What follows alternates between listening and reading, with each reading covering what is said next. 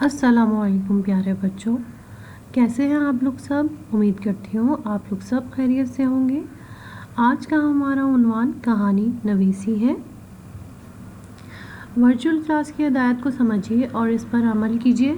ہر slide پر غور سے پڑھیں۔ چیٹ باکس کو صرف سوال پوچھنے کے لیے استعمال کیجیے۔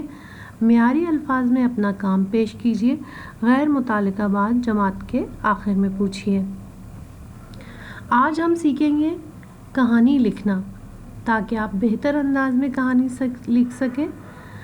میں آپ کے تحریری کام کے ذریعے دیکھوں گی کہ آپ کہانی نویسی کے اصول سمجھ گئے ہیں یا نہیں۔ آپ کے خیال میں کون سی باتیں معیاری کہانی لکھنے کے لیے ضروری ہیں؟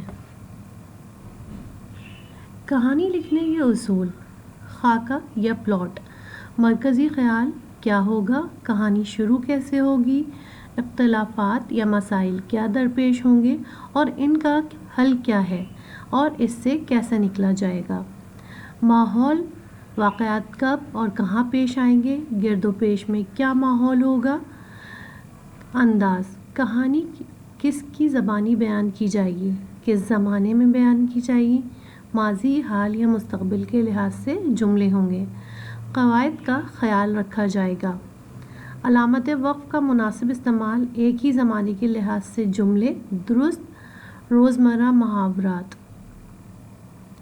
کردار کس کس نوعیت کے ہوں گے، ان کی ذاتی صفات کیا ہوں گی، مکالمے کب اور کتنے استعمال ہوں گے۔